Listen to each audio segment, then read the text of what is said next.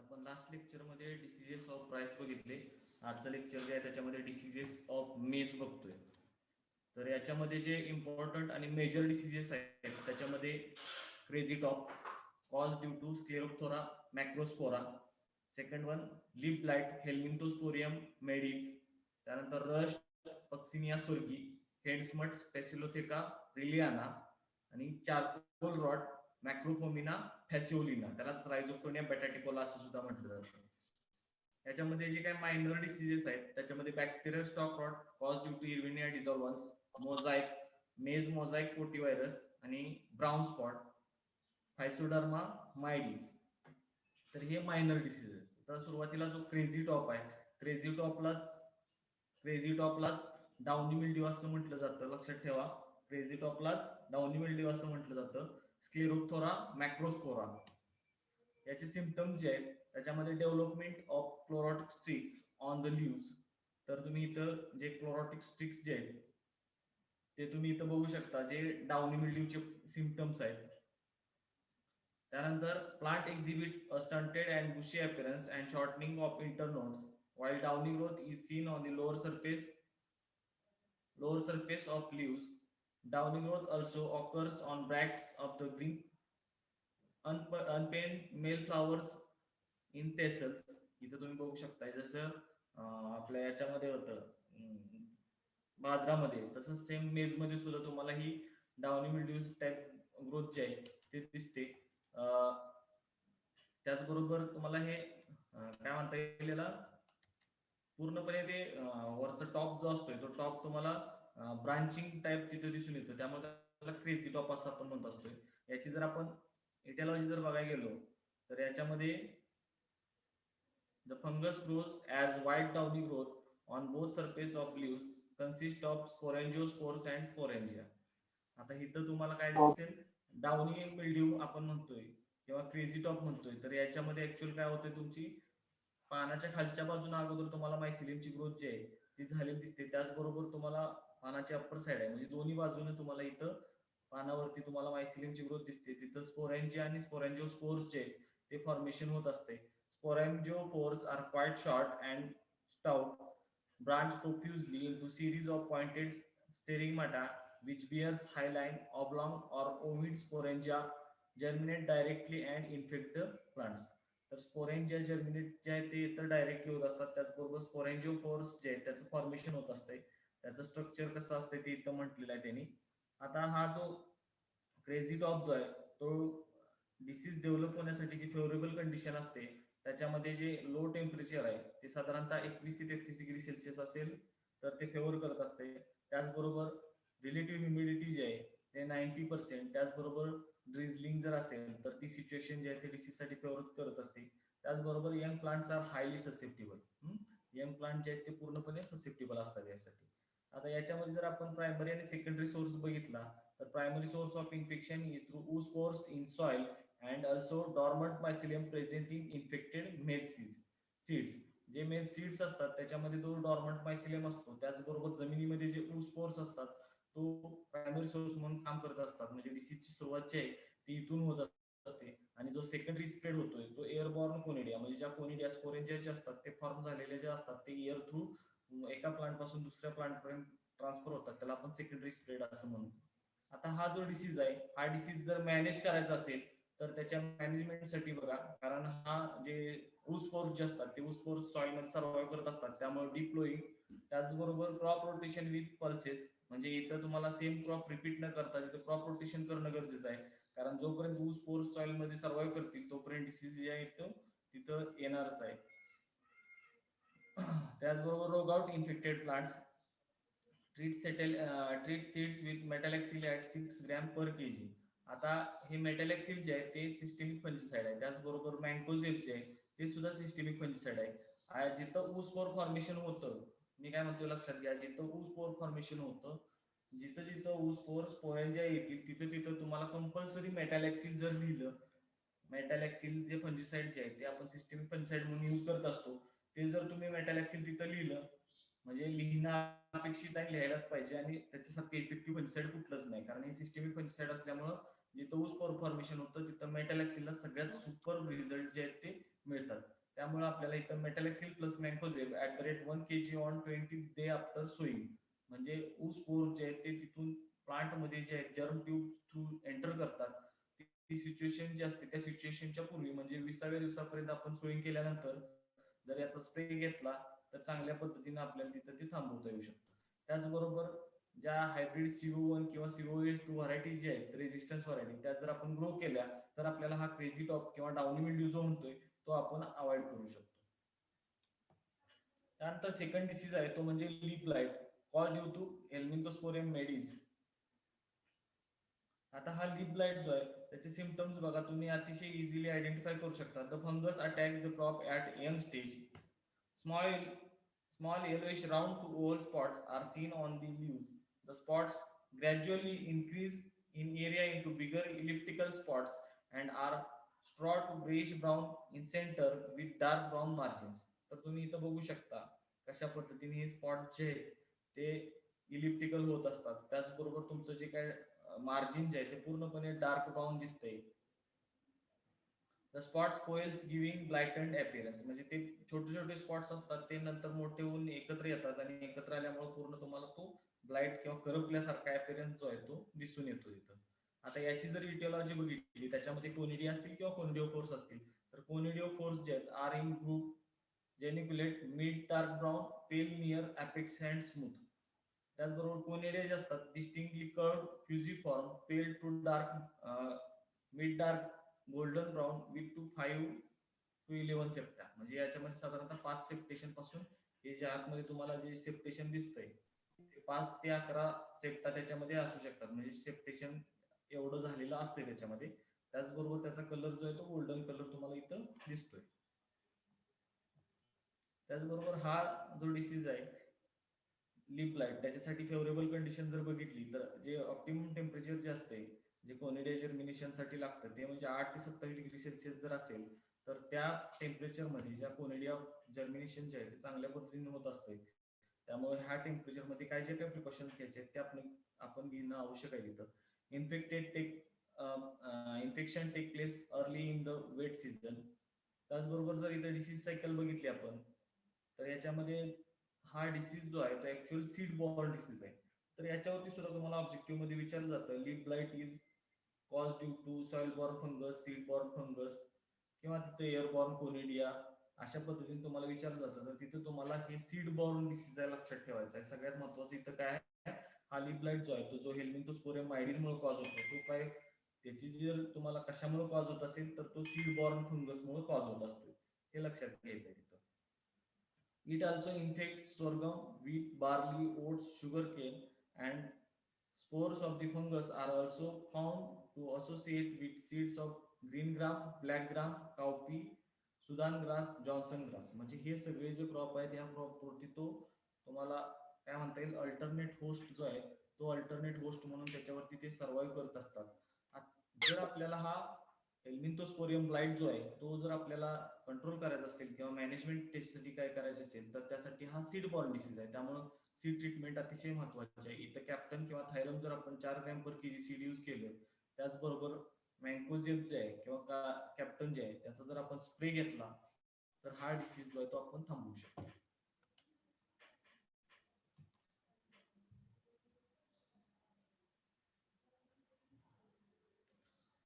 त्यानंतर next disease आहे तो म्हणजे rust, cause due to Puccinia sorghi. तर हा रस जो आहे तो इथं लक्षात घ्यायचा आहे तुम्हाला, पक्सिनिया सोर्गीमुळे कॉज होत असतोय.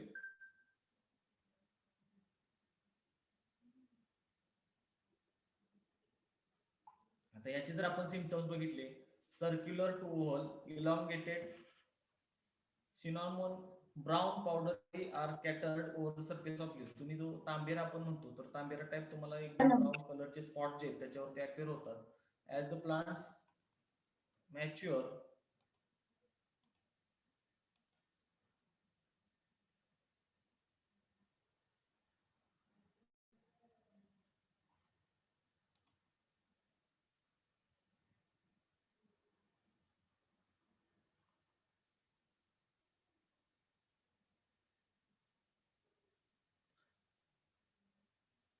as the plant matures, the pustules become brown to black owing to replacement of red iridospores by black. इथं काय होते, सुरुवातीला जे आहे ते कुठलाही रस्ट डिसीज असेल तर त्या रस्ट डिसीज मध्ये इरिडोस्पोर्स जे आहे ते फॉर्मेशन होत असते आणि ते तुम्हाला नंतर ज्यावेळेस मॅच्युअर होतात, मॅच्युअर झाल्यानंतर तिथं ब्लॅक कलर फॉर्म झालेला दिसतो. आता इथं जर ऍक्च्युअल तुम्हाला इरिडोस्पोर्सचं स्ट्रक्चर बघायचं असेल तर तुम्ही इथं बघू शकता. Urediospores are globose elliptical, finally echinoculate, yellowish brown with 4 germ spores. Heliospores are brownish black or dark brown, oblong to ellipsoid, rounded to flattened at apex. तर तुम्हाला हे जर तुम्ही लीफ जे आहे लीफ जर घेऊन आला लॅबमध्ये जर मायक्रोस्कोप खाली त्याची जो रोस्टी अपीअरन्स असतो जस्ट तुम्ही स्लाइड वरती घेतला आणि ती जर तुम्ही स्लाइड जर तुम्ही केली आणि मायक्रोस्कोप खाली जर ऑब्झर्व केली तर त्याच्यामध्ये तुम्हाला हे अशा पद्धतीने तुम्हाला जे टिलिओस्पोर फॉर्मेशन जे झालेलं असतंय ते टिलिओस्पोर्स जे आहेत ते तिथं मायक्रोस्कोप खाली तुम्ही ऑब्झर्व करू शकता. याच्यासाठी कूल आणि हाय रिलेटिव्ह ह्युमिडिटी जर असेल, टेम्परेचर जे आहे ते कूल असेल आणि रिलेटिव्ह ह्युमिडिटी जर हाय असेल तर ते डिसीजसाठी फेवर करत असते. आता याच्यामध्ये प्रायमरी सोर्स ऑफ इनॉक्युलम जो आहे तो एरिडोस्पोर्स असतात, ते जे आहेत ते अल्टरनेट होस्टवरती सर्व्हाइव्ह करत असतात. आणि सेकंडरी स्पोर जो आहे तो एअरबॉर्न कोनिडिया थ्रू त्याचं सेकंडरी स्प्रेड जो आहे तो होत असतोय. आता जो प्रायमरी सोर्स जो आहे ते इथं आपल्याला प्रॅक्टिसेस फॉलो करत असेल तर मॅनेजमेंटसाठी काय करावं लागेल, जे काय अल्टरनेट होस्ट आहेत ज्याच्यावरती हा एरिडोस्पोर्स सर्व्हाइव्ह करतोय, तर त्या जे तुमचे अल्टरनेट होस्ट आहेत त्या अल्टरनेट होस्ट जे ते रिमूव्ह करणं गरजेचं आहे. त्याचबरोबर जर आपण इथं मँकोझेब जे आहे, मँकोझेब जे आहेत 2 kg पर हेक्टरचं जर आपण स्प्रे घेतला, त्याचबरोबर कॉपर ऑक्झिक्लोराइड जे आहे त्याचा जर आपण स्प्रे घेतला तर आपण हा रस जो आहे जो पक्सिनिया मायडीज मुळे कॉज होतो तो आपण अवॉइड करू शकतो. त्यानंतर नेक्स्ट डिसीज जो आहे तो म्हणजे हेड स्मट. त्याचा कॉझल ऑर्गॅनिझम जो आहे तो फॅसिलोथेका रिलियाना. आता याचे जर आपण सिम्पटम्स बघितले, स्मट म्हणजे तुम्ही जी असं वरती काजळी झालेली असते त्या पद्धतीने तुम्हाला ह्याचा हेड स्मट दिसेल. आपण पिक्चर मध्ये पुढे बघूया.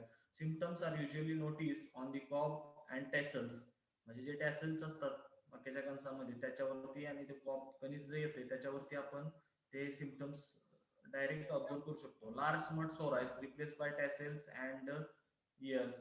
Sometimes the tassel is partially or wholly converted into smut sorus, म्हणजे पूर्णपणे सोरस फॉर्मेशन तिथं होऊन जातं.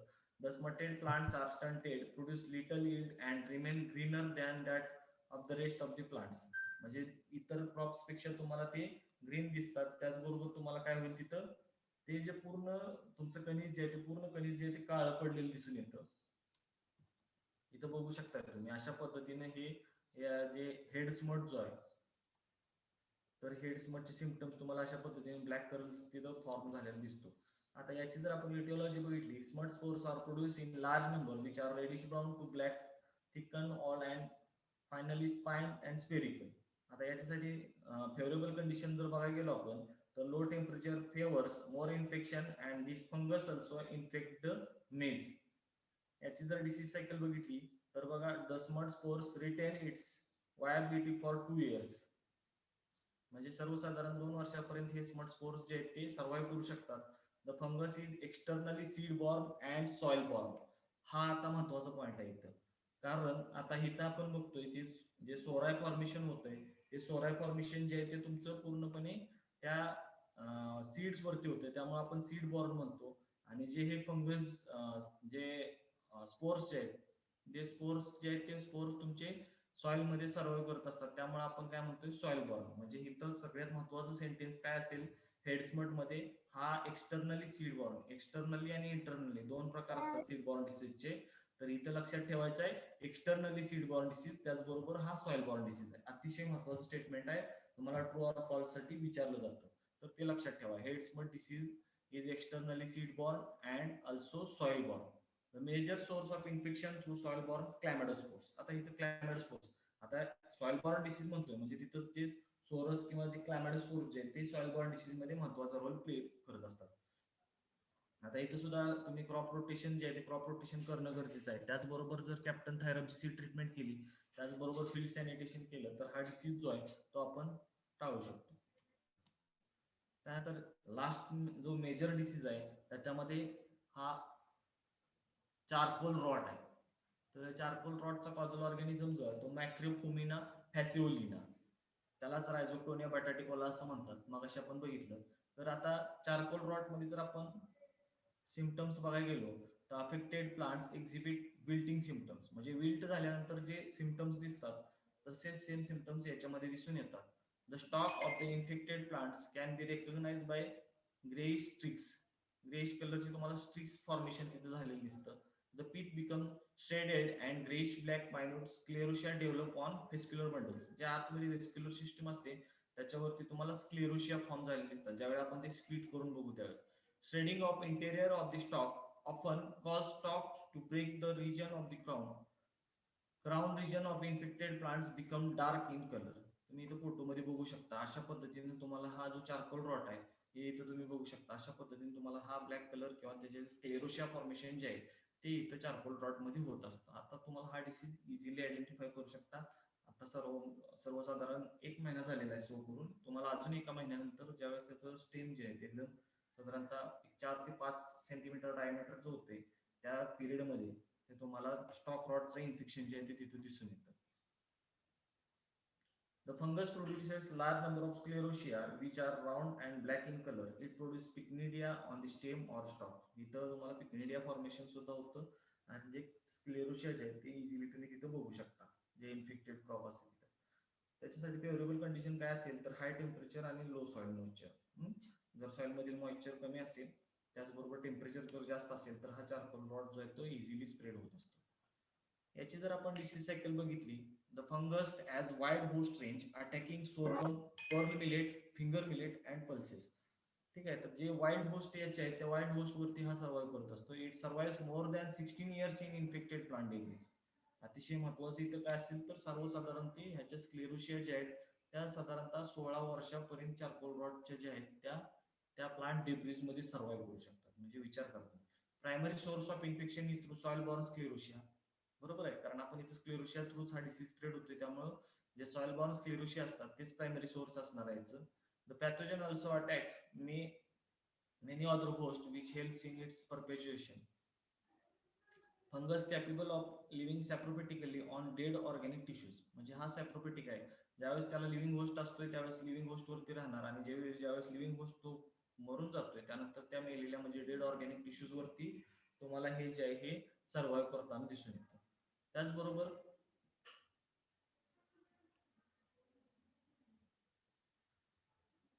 Hello,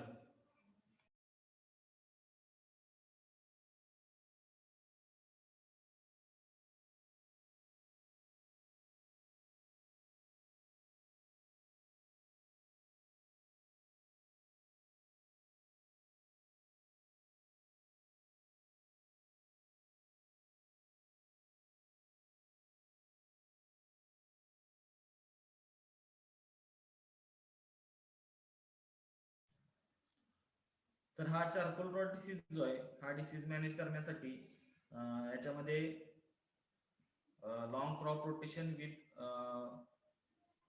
crops that are not natural host of the fungus.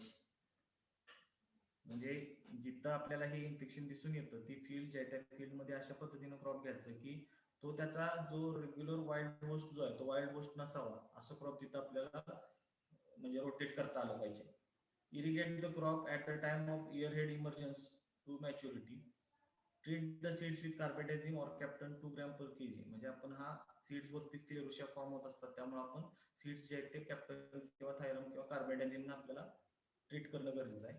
त्याचबरोबर डिसीज टॉलरंट व्हरायटीज जे आहेत त्या डिसीज टॉलरंट व्हरायटीज आपल्याला तिथं फॉलो करणं गरजेचं आहे. तर अशा पद्धतीने हे चारकोल रॉटच्या मॅनेजमेंटसाठी आपण ही प्रॅक्टिसेस फॉलो करू शकतो. त्यानंतर इथे जर आपण बघितलं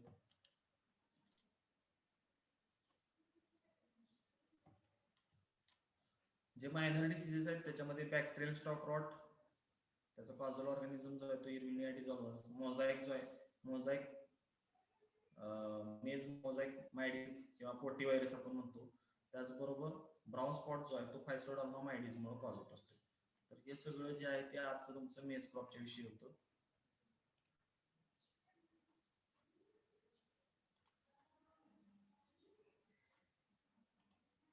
तुम्हाला जर काही शंका असेल तर विचारा.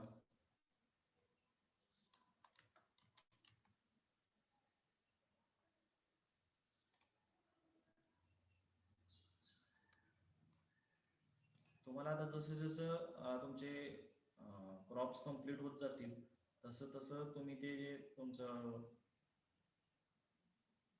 प्रॅक्टिकल मॅन्युअल जे आहे ते प्रॅक्टिकल मॅन्युअल तुमचं कम्प्लीट करत जायचं आहे, जेणेकरून तुम्हाला तिथं नंतर अचानक कुठली एखादी काय म्हणतात त्याला अचानकच तुम्हाला काय लिहायला लावले असं काय व्हायला नको. आणि सगळं हँड रिटन तुमचं मॅन्युअल असणार आहे.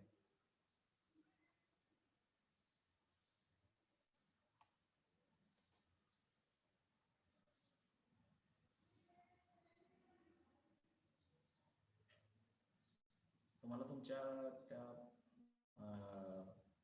त्या 354 चा जो ग्रुप आहे त्या ग्रुपवरती तुम्हाला मी जे नोट्स आहेत त्या नोट्स शेअर करतोय, त्याच्यातलं तुम्ही बघून लिहिलं तर चालतंय, किंवा तुमच्याकडे जे काय अवेलेबल मटेरियल असेल त्याच्यातलं जरी लिहिलं तरी काय हरकत नाही. तुम्हाला जे काय सोपं वाटतं, इझी वाटतं ते तुम्ही फॉलो करू शकता. असं काय नाही की मी सांगितलं म्हणून तेच केलं पाहिजे. परंतु तिथं जे आपले डिसीजेस आहेत ते सगळे डिसीजेस तिथं कव्हर होणं गरजेचं आहे. जर समजा या नोट्समध्ये एखादा डिसीज नसेल तर तुम्ही ऑनलाईन सर्च करून त्याची माहिती जी आहे ती तुम्ही तिथं लिहिणं अपेक्षित असेल. आणि जसं जसं तुमचे क्रॉप कम्प्लीट होत जातील तसं तसं तुम्ही ते त्याचे PDF तयार करायचे आणि ग्रुपवरती अपलोड करायचे. आता काल राईस झालं तर राईसचं जे काय असेल त्यानंतर त्याच्यात अजून एक असाइनमेंट अशी राहील की ते राईस तुम्ही ज्यावेळेस लिहिताय त्यावेळेस राईस लिहिल्यानंतर त्याच्यावरती प्रत्येक डिसीजवरती कमीत कमी 3 ऑब्जेक्टिव्ह काढायचे आणि ते लास्टला 3 ऑब्जेक्टिव्ह लिहायचे. कारण तुमची एक्झाम कशी होणार आहे ते आपल्याला माहित नाही. त्यामुळे तुम्ही ऑब्जेक्टिव्ह टाईप तिथं जर प्रत्येक डिसीज वाईज ऑब्जेक्टिव्ह काढत गेला, समजा आता इथं आपण 5 डिसीज बघितले तर 5 डिसीजचे तुम्ही 5-15 ऑब्जेक्टिव्ह जर काढले तर त्याच्यापेक्षा वेगळं तर तुम्हाला काय परीक्षेमध्ये विचारलं जाणार नाही. तुमच्या प्रॅक्टिकल मॅन्युअलमध्ये तुमचं राईस क्रॉपचे पूर्ण प्रॅक्टिकल लिहून झाल्यानंतर सगळे डिसीजेस लिहून झाल्यानंतर लास्टला काय करायचंय तर लास्टला तिथे तुम्हाला तुमचे जे ऑब्जेक्टिव्ह काढलेले आहेत ते प्रत्येक क्रॉप वाईज ऑब्जेक्टिव्ह तिथे लिहायचे. अशा पद्धतीने तुम्ही तिथे जर परत केला तर तुम्हाला नंतर काय अडचण येणार नाही किंवा परीक्षेत अतिशय सोपं जाईल. मिड असेल किंवा फायनल असेल किंवा तुमचे प्रॅक्टिकल्स असतील. आता प्रॅक्टिकलमध्ये सुद्धा तुम्हाला ह्याच गोष्टी विचारल्या जातात. प्रॅक्टिकलमध्ये तुम्हाला स्पॉटिंग असते 40 मार्क्ससाठी पूर्ण आता स्पॉटिंग राहील तुमचं. त्याच्यामध्ये 40 मार्कमध्ये डिस्ट्रीब्युशन तुमचं 5 मार्काला डिसीज अल्बम असतो, 30 मार्कासाठी स्पॉटिंग असते आणि 5 मार्क्ससाठी वायवा असतो. तर आपल्या डिसीज अल्बम तुम्हाला सांगितलेलंच आहे की तुम्ही आतापासून सुरुवात करा. तुम्हाला जेवढे सापडतील तेवढे व्यवस्थित प्रिझर्व करा डिसीज, जेणेकरून तुम्हाला नंतर ते खराब झाले खराब होते असं काय म्हणायची गरज पडणार नाही. ते व्यवस्थित प्रिझर्व करा म्हणजे त्याचे 5 मार्क्स जे ते 5 मार्क्स तुम्हाला भेटून जातील. त्याचबरोबर जर तुमचा डिसीज अल्बम कम्प्लीट नसेल किंवा डिसीज अल्बममध्ये तुमच्या 50 डिसीजेस नसतील तर ते कसं बघणार, तर ते सुद्धा तुम्हाला त्याची फोटो काढून PDF तयार करायचे आणि ती PDF जी आहे ती आपल्या ग्रुपवरती शेअर करायची. जो डिसीज अल्बम करणार नाही तो एक्झामसाठी अपिअर होणार नाही, हे लक्षात ठेवायचं इथं. त्याचबरोबर तुम्ही तिथं डिसीज अल्बममध्ये तुम्हाला काय काय लिहायचं सांगितलेलं आहे. डिसीज अल्बममध्ये तुम्हाला सुरुवातीला name of crop, name of disease, causal organism, date of collection ह्या सगळ्या गोष्टी तिथं लिहिणं गरजेचं आहे. तुम्हाला फॉर्मॅट मी शेअर करीन, ते तुम्ही फॉर्मॅट यूज करायचं आणि त्या पद्धतीने तुम्ही ते कम्प्लीट करत जायचं. जसं जसं ती कम्प्लीट होईल तुमचं त्याचं तुम्ही कम्प्लीट 50 डिसीज झाले की त्याची PDF तयार करा आणि ती PDF जी आहे ती ग्रुपवरती शेअर करा.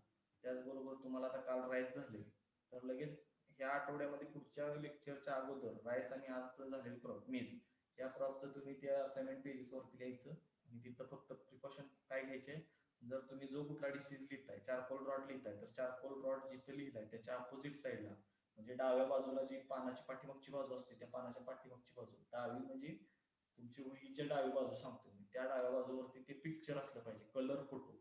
तो कलर फोटो चारकोल रॉडचा असला की त्या चारकोल रॉडच्या फोटोच्या शेजारी चारकोल रॉडचे सिम्पटम्स असले पाहिजेत. म्हणजे सिम्पटम्स तुम्ही वाचत असताना तुम्हाला सिम्पटम्स इकडे दिसले पाहिजे, जेणेकरून तो डिसीज तुमच्या लगेच लक्षात येईल. ठीक आहे. तर अशा पद्धतीने तुम्ही प्रत्येक क्रॉपच्या प्रत्येक डिसीजसाठी ही प्रिकॉशन फॉलो करायचे. तुम्ही जेवढे जेवढे सिलेबसमध्ये डिसीज आहेत त्या सगळ्या डिसीजचे एका वेळेस कलर फोटो काढून घ्या आणि ते फोटो जे आहेत ते तुम्ही सगळ्यांनी ते तुमचं तुम्ही ठरवायचं आहे. सगळे फोटो एका वेळेस काढा किंवा जसं जसं होईल तसं कलर फोटो काढून ते तुम्ही ते फोटो पुढे लावायचे आणि त्याची माहिती लिहायची. अशा पद्धतीने कम्प्लीट करायचं, PDF करायचं आणि ग्रुपवरती शेअर करायचं. जसं जसं क्रॉप होईल ते सगळं माझ्याकडे रेकॉर्ड मेंटेन राहील. ज्याचं तुमचे असाइनमेंट्स म्हणजे तुमचं जे प्रॅक्टिकल मॅन्युअल कम्प्लीट असेल त्याचबरोबर ज्याचं डिसीज अल्बम कम्प्लीट असेल त्यांनाच फक्त परीक्षेसाठी मी प्रॅक्टिकल किंवा थिअरी परीक्षेसाठी अलाउड करणार. किंवा मिड टर्म असेल तर मिड टर्म पर्यंत जेवढा सिलेबस होईल तेवढा मिड टर्मसाठी अलाउड करण्यासाठी तेवढं तुमचं कम्प्लीट असणं अपेक्षित आहे. ठीक आहे. अजून काय अडचण असेल तर विचारा.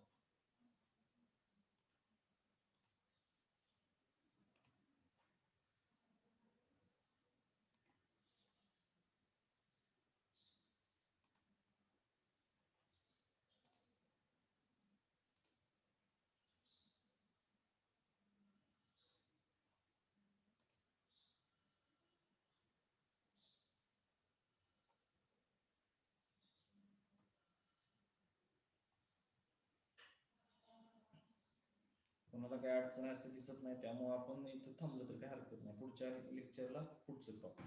आपलं थिअरी आणि प्रॅक्टिकलचा सिलेबस सेम आहे, त्यामुळे चांगल्या पद्धतीने अभ्यास करा. आपल्याजवळ जे काही जे आपण टेस्ट वगैरे जे घेणार आहे त्याच्या दृष्टीने तुमची तयारी असणं पाहिजे. मी एखाद्या लेक्चरला डायरेक्ट तुम्हाला लिंक शेअर करणार, तुम्ही त्यावेळेस तुमची टेस्टची तयारी असणं गरजेचं आहे. तुम्ही डायरेक्ट टेस्टसाठी तिथं जॉईन होऊन तुमची ती टेस्ट सॉल्व्ह करायची, लगेच मार्क्स सुद्धा तुमचे रिलीज केले जातील.